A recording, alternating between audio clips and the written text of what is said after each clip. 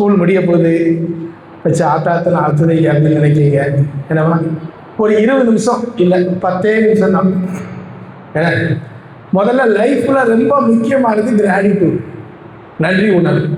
ஏன்னா இந்த தூத்துக்குடி ஹார்பர் ஸ்கூலுக்கும் பிரின்சிபால் மேடத்துக்கும் ஆசிரியர் பெருமக்களுக்கும் என்னுடைய நண்பர் சொக்கலிங்க சார் அவர்களுக்கும் முதல்ல ஒரு அருமையான நன்றியை தெரிவிச்சுக்கிறேன். உங்களை தான் சந்திக்கிறதுக்கு எனக்கு ஒரு வாய்ப்பை கொடுத்ததற்காக உங்களுக்கு நான் அவங்களுக்கு எல்லாத்துக்கும் ஒரு நன்றியை சொல்லிக்கிறேன். நான் ரொட்டேரியன் சண்முக சுந்தரம், ஒரு ரோட்டரி கிளப் ஆஃப் திருவள்ளி டவுனில் பிரசிடெண்ட்டு, ரொட்டேரி 2025 to 26 ஒரு ஸ்கூல் நடத்திக்கிட்டு இருக்கேன், ஒரு அகாடமி நடத்துவேன். சரி, உங்கள்கிட்ட பேசுவோம், உங்களுக்கு ஒரு தெரியாத ஒரு ஃபீல்டை அறிமுகப்படுத்துவோம் அப்படிங்கிறதுக்காக தான் இன்றைக்கி வந்திருக்கேன். நம்ம எல்லாத்துக்கும் ஒரே குறிக்கோள் டாக்டர் ஆகணும், ஜேஇ பாஸ் பண்ணணும், அதாவது இன்ஜினியரிங் படிக்கணும் அப்படிங்கிறது இருக்குது, லா படிக்கணும், எல்லாமே ஒரு அருமையான வாய்ப்புகள் தான். நான் அதுக்குள்ளே போகலை. இது இல்லாமல் ஒரு புது ஃபீல்டு இருக்குது, காம்படிட்டிவ் எக்ஸாம், போட்டித் தேர்வு.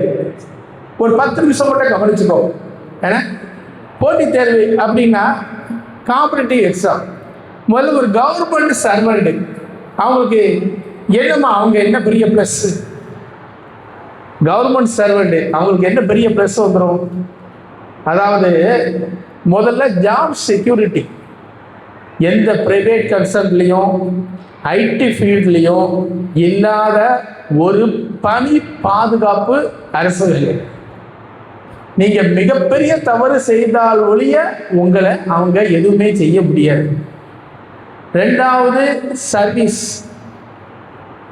ஓட்ட வர இப்போ ரெவன்யூ டிபார்ட்மெண்ட்னாலும் சரி, கமர்ஷியல்னாலும் சரி, உங்கள்கிட்ட வர்றவங்க ஒன்றும் அறியாத ரொம்ப கஷ்டப்பட்டவங்க வருவாங்க, அவங்களுக்கு நீ நிறைய உதவி பண்ணலாம்.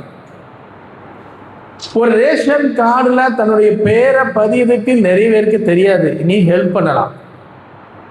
ஒரு லஞ்சம் இல்லாத ஒரு சமுதாயத்தை உருவாக்கலாம். ஒரு அருமையான வாய்ப்பு ஒரு கவர்மெண்ட் எக்ஸாம். கவர்மெண்ட் எக்ஸாம்ல என்னெல்லாம் இருக்குங்கிறத நான் சொல்லியிருந்தேன். இப்போதைக்கு உங்களுக்கு புரியுமோ புரியாதோ தெரியல, ஆனால் உள்ள மனசுக்குள்ளே கிடக்கும். இன்னும் 1 வருஷம் 2 வருஷத்துல உங்களுக்கு அதனுடைய யூசேஜ் தெரியும். ஃபர்ஸ்ட்டு டிஎன்பிஎஸ்சி குரூப் 1 டிகிரி முடிச்சுக்கணும். டிகிரி முடிச்சுட்டீங்கன்னா அதில் எக்ஸாம் பேட்டர்னுக்குள்ளலாம் போகல, ஏன்னா நீங்கள் சின்ன குழந்தைகள், என்னன்னு மட்டும் சொல்லிடுறேன். டிஎன்பிஎஸ்சி குரூப் 1 பாஸ் ஆகிட்டீங்கன்னா டிப்டி கலெக்டர், டிஎன்பிஎஸ்சி படித்து பாஸ் பண்ணீங்கன்னா டிப்டி கலெக்டர், யூபிஎஸ்சி பாஸ் பண்ணீங்கன்னா சப் கலெக்டர். டிப்டி கலெக்டர் 8 வருஷம் ஆகும் கலெக்டர் ஆகிறதுக்கு. சப் கலெக்டர் 4 வருஷத்தில் கலெக்டர் ஆகிடுவார். ஓகேவாம்மா? அதே மாதிரி போலீஸ் டிபார்ட்மெண்ட்னா deputy superintendent of police, DSP. வேண்டாம், நம்ம இதுக்குள்ளே வருவோமே, நம்ம அங்கே எங்கே போவோம். சிஇஓ வருவாரம்மா, சீஃப் எஜுகேஷனல் ஆஃபீஸர். அந்த அந்த அந்த அதிகாரியை எப்படி செலக்ட் பண்ணுறாங்க? அவர் குரூப் 1 எக்ஸாம் எழுதி தான் செலக்ட் பண்ணுறாங்க. நீ இப்போ நினைச்சேனா, இப்போ ஒரு அருமையான பருவம் உனக்கு. இந்த பருவத்தில் நீ நினைச்சேனா கண்டிப்பாக ஒரு டிஎஸ்பியாவோ, ஒரு சப் கலெக்டராகவோ, ஒரு சிஇஓவாவோ, டிஸ்ட்ரிக்ட் எம்ப்ளாய்மெண்ட் ஆஃபீஸராகவோ, ரிஜிஸ்டராகவோ ஒரு பக்காவான போஸ்டில் போயிடலாம். அதனுடைய போதை, அதனுடைய பவர் யாருக்குமே தெரியாது. ஒரு ஒரு டிப்டி கலெக்டருடைய பவர், ஒரு டிஎஸ்பியோட பவர், அதெல்லாம் நம்ம அதெல்லாம் நம்ம ஒரு பக்காவான பவர். நீ டிஎஸ்பி ஆயிட்டேன்னா உன் சமுதாயம், உன் குடும்பம், இந்த ஸ்கூலு, அதாவது படித்த ஸ்கூலு எல்லாமே மிக பெருமைப்படும். இதுதான் குரூப் 1. அதே மாதிரி குரூப் 2ன்னு ஒன்று இருக்குது, டிஎன்பிஎஸ்சி. குரூப் 2ங்கிறது சின்ன சின்ன போஸ்ட், அதாவது ஒரு ஆஃபீஸர் போஸ்ட், சப் ரிஜிஸ்ட்ரார், ஒரு ரிஜிஸ்ட்ரேஷன் டிபார்ட்மெண்ட்ல சப் ரிஜிஸ்ட்ரார் இருப்பார்ல, ஒரு RI, அந்த மாதிரி உள்ள இருக்கிறதுலாம் குரூப் 2. அதோட கொஞ்சம் சின்ன போஸ்ட் குரூப் 2A. என்ன, இப்போ நம்ம எழுதினா வைக்க வேண்டாம், சும்மா தெரிஞ்சுக்கிங்க. நீங்கள் ரொம்ப சின்ன குழந்தைகள் இந்த ஃபீல்டுக்கு, ஆனால் நீங்கள் தெரிஞ்சுக்கிங்க, தெரிஞ்சதை பற்றி ஒன்றுமே இல்லை. குரூப் 2A அடுத்தது குரூப் 4. குரூப் 4 10th படிச்சிருந்தாலே போதும். இப்போ எல்லாருடைய நிலைமையும் ஒரே மாதிரி இருக்க போறதில்லை, எல்லாருடைய குடும்ப சூழ்நிலையும் ஒரே மாதிரி இருக்க போறதில்லை.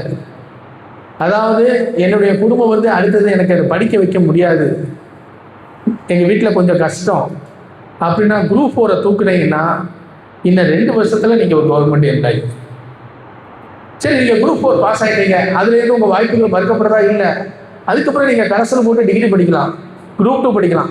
இப்போ எலிலன் சார் சொன்னாங்க குரூப் 4 படித்த ஒரு ஆள் IAS ஆகியிருக்காரு, அப்படி நீங்கள் ஆகலாம். யாருக்கு நான் சொல்லுதேன்னா, இப்போ நீட்டு படிக்க போகிறீங்க, MBBSக்கு ஒரு 5 வருஷமாமா, MBBS படித்தா ஸ்கோப் கிடையாதுன்னு சொல்லலை, அடுத்தது ஒரு MS MD அப்படி படிக்கணும் ஒரு 2-3 வருஷமா, 7-8 வருஷம் கழிச்சு தான் நீ வந்து அந்த ஃபீல்டுக்குள்ளே வர முடியும்.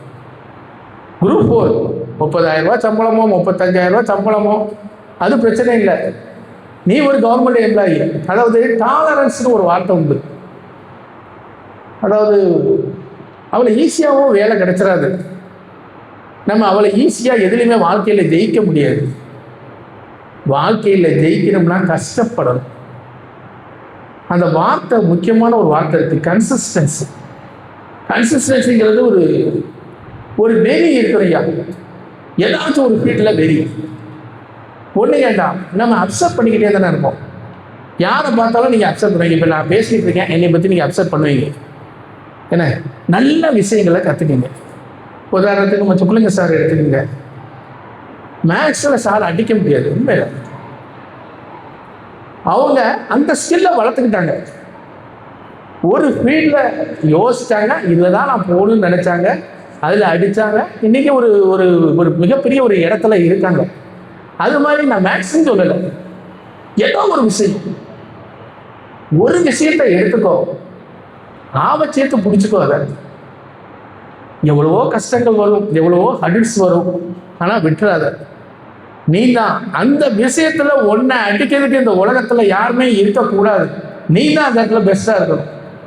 டோனி இருக்காரு, டோனி அப்படி சொன்னாலே நம்ம மிரளதான் கிரிக்கெட்ல. ஓகே தானே, வெற்றியாளர்கள்ட்ட இருந்து நம்ம நிறைய படிச்சுக்கலாமா, ஜெயிச்சவங்கள்ட்ட இருந்து, தோல்வியாளர்கிட்ட இருந்தும் படிச்சுக்கலாம். எதை செய்யணும் எதை செய்யக்கூடாது. அதனால அருமையான பருவம் உங்களுக்கு. சின்ன இப்பெல்லாம் நீங்களாம் குழந்தைகள் ஸ்டேஜ் தான், அதுக்கப்புறம் தான் நீங்கள் அடுத்த ஸ்டேஜுக்கே போகிறீங்க. இப்பவுமே யோசிங்க, நான் யார், ஹூஆமை, நான் யார், நான் எதை நோக்கி போகிறேன், நான் என்ன செய்யணும், நான் பெரிய ஆனால் நான் என்னெல்லாம் செய்வேன். உனக்குள்ளேயும் வருத்தங்கள் இருக்கும், சோகங்கள் இருக்கும், எல்லாமே இருக்கும்ல. நான் அதை செய்யணும் இதை செய்யணும் இப்படி பண்ணணும் அப்படி பண்ணணுங்க. அதனால விட்டுறாத, ஏதோ ஒன்றை பிடிச்சிக்கோ. இதே மாதிரி டிஎன்பிஎஸ்சி குரூப் 2 மாதிரி குரூப் 4 இருக்கு. இதெல்லாம் Tamil Nadu public service commission, Tamil Nadu government வேலை. இதே மாதிரி ஸ்டாஃப் செலக்ஷன் கமிஷன் ஒன்று இருக்கு. சென்ட்ரல் கவர்மெண்ட் ஜாப் இருக்குல்ல, CHSL, combined higher secondary level, நீ எழுதலாம். 18 வயசு ஆனால் எழுதலாம், நீ எழுதலாம். நாளைக்கு ஆஃபர் பண்ணுறாங்க, ஆனால் நீங்கள் 18 வயசு ஆயிருக்காது உங்களுக்கு. அது படித்தீங்கன்னா சென்ட்ரல் கவர்மெண்ட் ஜாப் போயிடலாம். 10 வருஷத்தில் உன்னுடைய சம்பளம் எவ்வளோ இருக்குன்னு நினைக்கும், 1.5 லட்சத்துக்கு மேலே இருக்கும். நம்ம நினைக்கும், சாதாரணமாக நினைக்கும். அதனுடைய பவர் என்னன்னு தெரியணும். பவர்னு தெரியறதுக்கு ஏன்ட்ட ஒரு பொண்ணு படித்தா, சி ஜனனின்னு, எங்கள் அக்கா பொண்ணு தான். MSc Physics BEd, PG TRB exam நடந்துச்சு. அவள் வந்து ஸ்டேட்லேயே ஃபஸ்ட்டு PG TRB ஃபிசிக்ஸில்.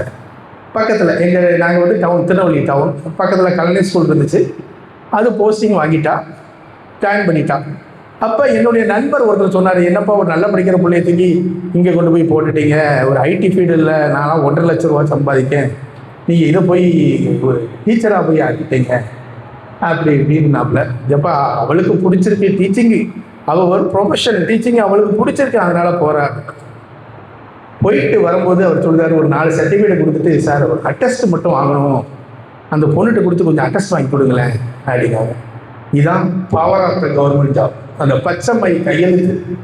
நீ 1.5 லட்சம் சம்பாதிக்கோ 2 லட்சம் சம்பாதிக்கோ அதெல்லாம் பிரச்சனை இல்லை, கையெழுத்து வாங்கணும்னா அவங்கள்ட்ட போய் நிற்கணும். ஓகேவாம்மா? அதனால கொஞ்சம் தயவு செய்து என்ன செய்யுங்க, எஸ்எஸ்சியில் இந்த மாதிரி இருக்கு. பேங்கிங் செக்டர், இப்போ தூத்துக்குடினாலே பேங்க் தானே, ஏகப்பட்ட பேர் பேங்க்ல வேலை பார்ப்பாங்க. ஸ்டேட் பேங்க்ல போய் பேங்க்கு போகிறோம், எப்படி கெத்தாக உட்காந்துருக்காங்க அவங்க உள்ள. ஏன்னா பேங்க்ல இருந்தாங்கன்னா நம்மளாம் ஒரு வீடு கட்டுறோம், காம்பவுண்ட் இன்ட்ரெஸ்ட், அவங்களுக்கு சிம்பிள் இன்ட்ரெஸ்ட் தான், வட்டி ரொம்ப கம்மி. அவங்க பீரியட்லேயே 2 வீடு கட்டிடுவாங்க, 2 வீடு, கார் வீடு எல்லாமே வாங்கிடுவாங்க. ஐபிபிஎஸ்ன்னு ஒன்று இருக்குது, ஸ்டேட் பேங்க்னு ஒன்று இருக்குது. இதே மாதிரி ரயில்வே, எனக்கு ரொம்ப பிடிச்ச ஜாப் ரயில்வே ஜாப் தான். ரயில்வேல வேலைன்னா எங்கேனாலும் நீ போகலாம். இங்கேருந்து லக்னோவுக்கு போகலாம், உன்னை யாரும் கேட்க போகிறது இல்லை. உன் ஃபேமிலியை கூட்டிகிட்டு போகலாம். போனஸ் 2 மாதம் போனஸ் கொடுப்பான் தீபாவளிக்கு. உன் சம்பளம் 70,000னா 2,10,000 கொடுப்பான் உனக்கு சம்பளம். செக்யூரிட்டி, ஒரே நாள் நைட்டில் யூ ஆர் டெர்மினேட்டட் அப்படிங்கிற மெசேஜ் வராது. ஐடி ஃபீல்டில் வரும், யூ ஆர் டெர்மினேட்டட். ஒன்றுமே கிடையாது, எந்த தகவலும் கிடையாது, உன்னை கூட்ட எக்ஸ்பிளனேஷன் கிடையாது. ஒரே நிமிஷம் யூ ஆர் டெர்மினேட்டட், வேலையிலேருந்து உனக்கு தூக்கப்பட்டது, அவ்வளோதான். எத்தனையோ இளைஞர்கள் ஸ்ட்ரெஸ்ஸு. இது ஒரு ஆத்ம திருப்தி. கவர்மெண்ட் ஜாப்ல ஒரு ஆத்ம திருப்தி நமக்கு இருக்கும். நிறைய யோசிங்க. நான் கவர்மெண்ட் ஜாப்னு மட்டும் நான் சொல்ல, டாக்டர் ஆகணுமா, இன்ஜினியர் ஆகணுமா, லாயர் ஆகணுமா, சிஏ ஆகணுமா, ஏதோ ஒரு ஃபீல்டை சூஸ் பண்ணி ஆத்ம திருப்தி. கவர்மெண்ட் ஜாப்ல ஒரு ஆத்ம திருப்தி நமக்கு இருக்கும். நிறைய யோசிங்க. நான் கவர்மெண்ட் ஜாப்னு மட்டும் நான் சொல்ல, டாக்டர் ஆகணுமா, இன்ஜினியர் ஆகணுமா, லாயர் ஆகணுமா, சிஏ ஆகணுமா, ஏதோ ஒரு ஃபீல்டை சூஸ் பண்ணி அதிலே உயிரை கொடுத்து அதிலே நீ பெரிய ஆளாக ஆகும். அதாவது லிவ் ப்ரெசன்ட் அடிமை. அதாவது இந்த நேரத்தில் வாழணும், இந்த நேரத்தில் நான் இதை சொல்லுதேன், அதை நீங்கள் கேட்கணும், அவ்வளோதான். ஒரே ஒரு இது, சாத்தான் இருக்காங்களா, ஒரு நாள் சாத்தான் நம்ம கெட்டதெல்லாம் நிறைய கெட்டது பண்ணிக்கிட்டே இருப்போம். நம்ம எல்லாரும் என்ன செஞ்சுருவோம், திருந்திடுவோம் அப்படின்னு சொல்லிட்டு அவர்கிட்ட உள்ள கெட்ட குணம் என்னெல்லாம் கெட்ட குணம், கோவப்படுறது கெட்ட குணம் தானே, தப்பா மிஸ் அண்டர்ஸ்டாண்ட் பண்றது கெட்ட குணம் தானே, ஒருத்தருக்கு மேல பொறாமப்படுறது கெட்ட குணம் தானே, உழைக்காம இருக்கிறது கெட்ட குணம் தானே. இந்த மாதிரி ஏகப்பட்ட குணங்களை குட்டி குட்டி கத்தியா மாற்றி ஒரு பெட்டிக்குள்ள தூக்கி போட்டு வச்சுட்டாங்க. போட்டு வச்சுட்டு இதை தூக்கி இந்த ஆற்றுல கொண்டு போட்டுருவோம். ஆற்றுல போச்சுன்னா அவருடைய கெட்ட குணம் பூரா போயிடும்னு அவருடைய நம்பிக்கை. அவனும் அவன் நண்பனும் 2 பேரும் போகிறாங்க. அந்த கிணத்துல கொண்டு போய் போட போகும்போது திடீர்னு என்ன செஞ்சிருக்கான், அவனுக்கு ஏதோ ஒன்று தோணி இருக்கு. பெட்டியை திறந்து ஒரு கத்தி தூக்கி உள்ள வச்சுக்கிட்டான். ஏன்னா அவன் ஃப்ரெண்டு கேட்கான், ஏயா அது எல்லாத்தையும் தூக்கி போட்டேன், அதுலேருந்து என்ன ததையா நீ தூக்கி உள்ள வைக்காது. அந்த கத்தி என்ன கத்தின்னா சலிப்பு. என்னத்தை செய்ய, என்னத்தை பண்ண அப்படின்னு நம்ம நினைக்கிறது, கவனிக்காம இருக்கிறது. இதுதான் சார் டிஃபரன்ஷியல் கால்குலேஷன் நடத்துதாங்க, ஃபார்முலா நடத்துதாங்க. அந்த நேரத்தில் உன் மனசு அதில் மட்டும்தான் இருக்கணும், வெளியில எதுவுமே இருக்கக்கூடாது. அப்படி இருந்தீங்கன்னா நீங்கள் ஒரு அருமையாக படிக்கலாம். நல்ல பருவம், நல்ல ஹெல்த்தியாக சாப்பிடுங்க, நல்ல எக்ஸசைஸ் பண்ணுங்க, நல்லா விளையாடுங்க, நல்லா ஃப்ரெண்ட்ஷிப் இடுங்க. ஆனால் ஒன்று சொல்லுவேன், உன் நேம் என்னதுமா, தனலட்சுமி மட்டும்தான் பார்த்துக்க முடியும். இதுதான் யதார்த்த உண்மை. யாரும் யாரையும் பார்த்துக்க முடியாது. இதுதான் உண்மையான ஒரு விஷயம். இப்போ உங்களுக்கு புரியாது, என் ஃப்ரெண்டு, எங்க சித்தி, எங்க பெரியம்மா அப்படின்னு நினைப்பீங்க. இது அவன் வாழ்க்கையில போராடிட்டு இருக்கான். அப்ப நீ உன்னைய பார்த்துக்கணும்னா உன் உடல்நலத்தை பார்த்துக்கோ, நல்லா சாப்பிடு, நல்லபடி. உங்களுக்கு ஒரு அருமையான ஒரு எதிர்காலம் இருக்கு. இந்த ஸ்கூல் உங்களுக்கு அருமையான ஒரு கல்வியை தருது. வாழ்த்துக்கள். All the best. Thank you. Doubt இருக்கா?